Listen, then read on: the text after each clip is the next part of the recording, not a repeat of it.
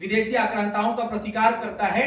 1780 के समय में बिहार क्षेत्र के भागलपुर क्षेत्र में एक बहुत बड़ा योद्धा हुआ जिसका नाम है तिलका मांझी, जिन्होंने उस समय जनजाति क्रांति का बिगुल फूका और 1784 में भागलपुर क्षेत्र में कलेक्टर रैंक का जो सबसे बड़ा अधिकारी हुआ करता था अगस्टस क्यूलैंड, उसको तार के पेड़ में चढ़ करके अपने तीरों से उसकी छाती को छलनी करने का काम करता है। जिन अंग्रेजों के सामने मुगल टिक नहीं पाए, मुगल बादशाह टिक नहीं पाए, अवध का नवाब टिक नहीं पाया, बंगाल का नवाब टिक नहीं पाया, 7 सालों के अंदर पूरा मुगल सल्तनत धराशायी हो गया। उन अंग्रेजों के सामने उन अंग्रेजों के सबसे बड़े अधिकारी का हत्या एक आधा धोती पहनने वाला एक जनजातीय योद्धा करता है।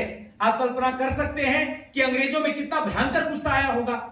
उनकी गिरफ्तारी होती है, 4 घोड़ों के पूंछ में उनको बांध करके घसीटा जाता है 40 किलोमीटर तक। उनके शरीर के एक एक हिस्सा से लहू जमीन में टपक रहा था। उनका बलिदान होता है, इसके बाद भी अंग्रेज नहीं मानते हैं।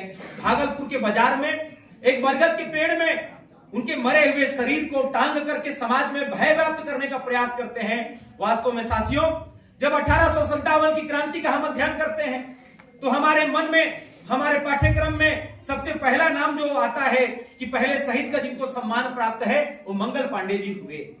मगर उससे बहुत साल पहले 1785 में इस देश को स्वाधीन कराने के लिए जिनका सबसे पहले बलिदान हुआ उस महान क्रांतिकारी का नाम था तिलका मांझी, जिनके बारे में संथाली गीतों में कहा जाता है कि तुम पर कोड़ों की बरसात हुई, तुम घोड़ों में बांधकर घसीटे गए, फिर भी तुम्हें मारा नहीं जा सका। तुम भागलपुर में सरेआम फांसी में लटका दिए गए, फिर भी डरते रहे जमींदार और अंग्रेज।